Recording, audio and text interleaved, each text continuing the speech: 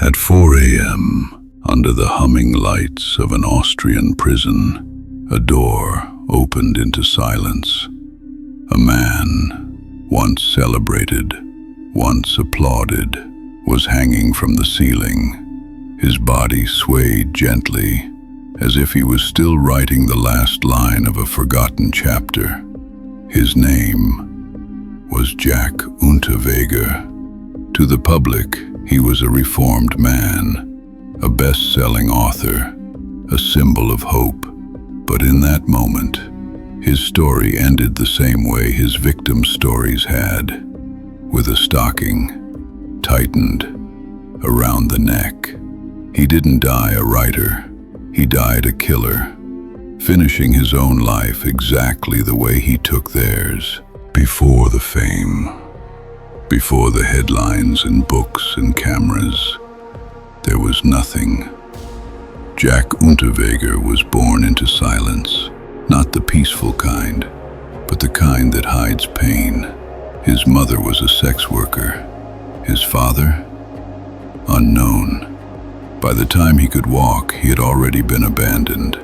No bedtime stories, no warm kitchens, only cold hands pulling him from one institution to the next. Jack didn't grow up. He survived. He stole food to eat. He fought for attention. And when he got older, he didn't just break the rules, he broke everything. By his early teens, he had already been arrested. By his 20s, he was a career criminal. 16 convictions, and all of them before his first murder. The system never taught him love, so he learned power, not the kind that builds, but the kind that strangles. It happened in 1974. Jack was just 24 years old, but his anger had aged faster than his body. He met her in a bar, a young woman with soft eyes and no clue that her evening would become a headline. They walked, they talked. Then, something inside him snapped. In a quiet forest, beneath the weight of the stars, he wrapped her own stockings around her neck and pulled, hard, slow, as if he was writing a final sentence and didn't want to rush it. Her body was found days later, tangled in the silence of pine trees, cold, barely recognizable, disposable. He didn't run. He was arrested, tried, sentenced to life in prison. But that word, life, wouldn't mean what it should, because Jack didn't just go to prison. He went there to transform. Most men rot in prison, but Jack, he blossomed. Behind bars, he discovered something deadlier than violence. Words. He wrote like a man possessed. Poems, plays, short stories. Each sentence more elegant than the last. Each page soaked in pain, but crafted so beautifully that people forgot who was holding the pen. His autobiography hit like a storm, a brutal life retold with poetic sorrow. He painted himself not as a monster, but a victim, a lost child, a man sculpted by trauma, a soul reborn in the darkness, and the public believed it. Intellectuals embraced him. Publishers fought to print him. Universities taught his work. He wasn't a prisoner anymore. He was a phenomenon. And in 1990, after serving 15 years, they opened the prison gates. He didn't walk out in handcuffs. He walked out in a suit, to applause, to flashbulbs, to book signings. They didn't see a killer walk free. They saw a redemption story, wrapped in skin and ink. He stepped into freedom, but something inside him was still caged. To the world, Jack Unterweger was reborn, an author, a thinker, a man who had paid his dues. But just 6 months after his release, another woman disappeared. Her name was Heidi Hammerer. Experienced, street smart, the kind of woman who had learned how to survive. Until she met him. They drove together. She wasn't afraid, not at first, but when the car left the city and turned toward the woods, her instincts started to scream. By then, it was too late. Jack strangled her with the same cold method he once used before prison. Stockings, wrapped tight, deliberate, personal. Then he redressed her body, carefully, almost respectfully, as if he didn't kill her out of rage, but out of ritual. He dumped her in a forest and walked away like a man closing a book. 3 weeks passed. No one noticed. No one looked. Freedom gave him a second chance. Not to live, but to kill again. 1 body was a tragedy. 2 was a coincidence. But 3 was a pattern. And every time, the same signature remained. Stockings, not a weapon of chance. Not something grabbed in panic. No, this was his calling card, his symbol, his ritual. The women were always the same type, vulnerable, forgotten by society, sex workers living in the cracks of the city. They vanished from the streets and reappeared in forests, cold, strangled, arranged. Some were redressed.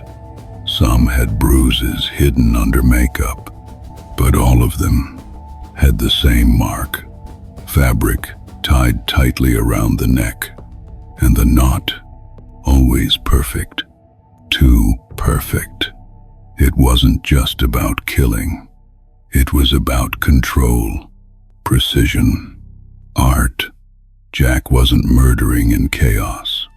He was composing scenes, directing deaths, like a novelist laying down his final chapter.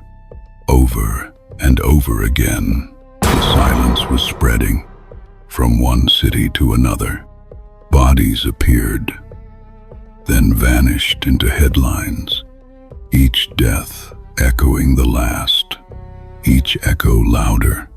In Vienna, in Graz, in Bregenz, women disappeared, then reappeared in the same haunting pose.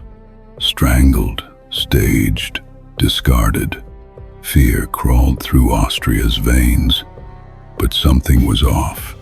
This wasn't panic in the streets. There was no serial killer on the news. No warnings, no manhunt. Why? Because the victims were invisible. Sex workers, women living in silence. And when silence dies, it doesn't scream. It just disappears. Police were overwhelmed. There were no fingerprints, no DNA, no clear suspect, only a shadow moving city to city, a pattern with no face, a monster that the country hadn't even realized was already inside its borders. Austria wasn't just facing murder, it was facing a serial killer.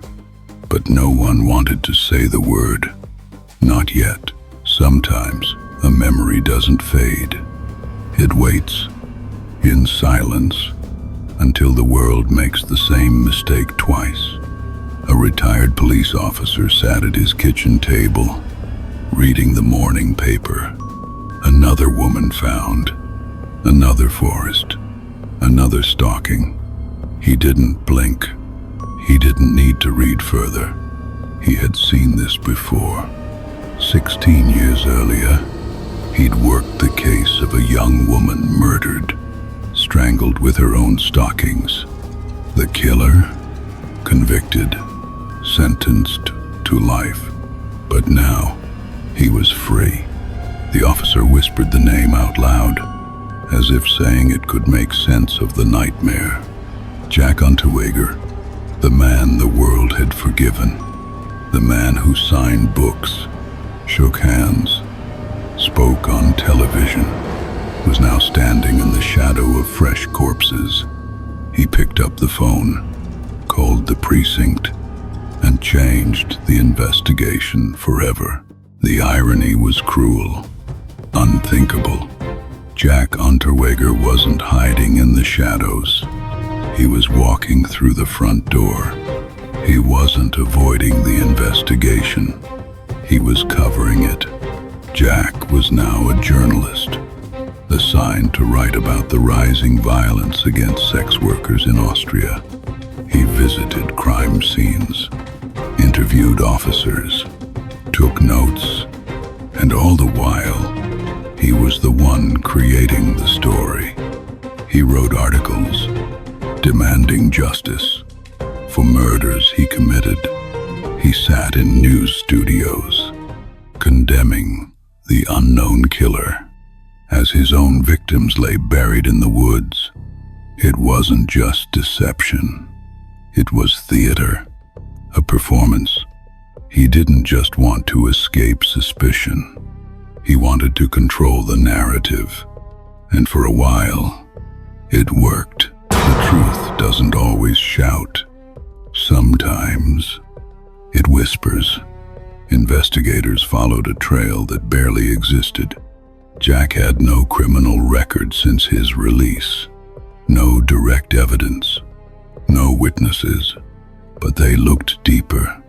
They traced the old car he used right after leaving prison. A white BMW, quietly sold months later. Inside, under the seat, tucked in the fibers of the carpet, was a single strand of hair. Brown, long, untouched. Forensics tested it, and the result hit like lightning. The hair matched a victim, a woman found murdered in Prague. It wasn't just shocking, it was international. Jack wasn't just Austria's problem anymore.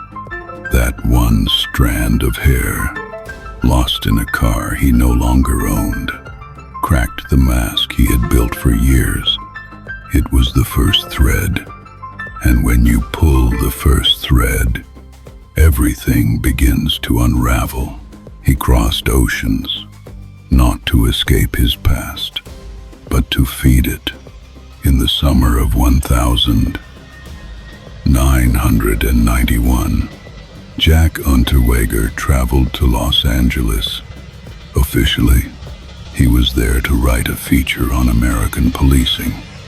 A journalist on assignment. He walked into LAPD headquarters with a smile, introduced himself as a visiting writer, and asked to ride along with officers to study prostitution in the city. They let him in. They showed him the streets, the corners, the patterns. They didn't know. They were guiding a wolf through the herd. During his stay, 3 women were murdered, strangled, dumped, left with the same twisted details seen back home in Austria. The method, the same. The signature, unmistakable. Jack didn't hide in Los Angeles. He hunted, and while he did, he took notes. He was writing an article and living the crime at the same time. He didn't stalk the streets blindly. He asked for directions. Jack Unterweger wasn't just a killer. He was a strategist, a manipulator, a man who turned curiosity into cover. In Los Angeles, he didn't just observe the police. He used them. He rode along in their cars. He asked questions, smart, careful ones. Where do the sex workers usually stand? Which corners are the most dangerous? How do you patrol these areas? To them, he was just a foreign writer, researching a story. To him, they were giving him a hunting map. Within days of those ride-alongs, the murders began. Same method, same victims, same cold ritual. Except this time, the wolf didn't prowl in secret. He walked beside the shepherds and took notes while planning the next kill. He left no witnesses, no confessions, no fingerprints. But science doesn't forget. For months, investigators built a web, timelines, cities, victims, travel records, but it still wasn't enough. They needed something irrefutable, something living. Then it came: DNA. Inside one of the murdered women in Los Angeles, they found it, a biological fingerprint, invisible to the eye, but loud in the lab. A match. Jack Unterweger. He had been careful in Austria. He had left no trace, but across the ocean, in America, he slipped. The silence was broken. The evidence spoke, and it didn't just whisper. It screamed. He wasn't just the prime suspect. He was now proven. When the walls began to close in, Jack did what he always did best. He performed. Instead of hiding in silence, he ran with noise. TV interviews, phone calls to reporters. He claimed innocence again, said the police were desperate, said he was being hunted because he had become too famous. But Jack wasn't alone. Beside him was Bianca, an 18-year-old girl, young, impressionable, a fan who believed the myth more than the man. They fled together. Paris, Zurich, then across the Atlantic again. And even in hiding, Jack kept speaking. He wasn't escaping justice, he said. He was escaping injustice. He painted himself as a victim while running from the truth. And people, some still believed him. That was Jack's final weapon. Not the stalking, but the story. A lie so well written, it almost read like redemption. In the end, he didn't run. He didn't fight. He watched the truth catch up. Jack Unterweger was arrested, tried, convicted. 9 murders across 2 continents. Proven, unmasked. The writer who claimed to be reborn was revealed to have never changed. But Jack wouldn't let them write the final chapter. On the night of his sentencing, inside a prison cell in Graz, he took a piece of fabric, a shoelace, or maybe a rope from a tracksuit, and tied a knot.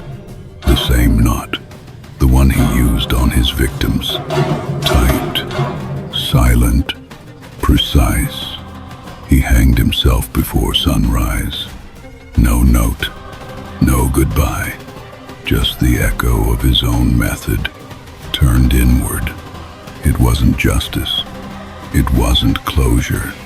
It was Jack, writing the final line of his twisted story with his own hands.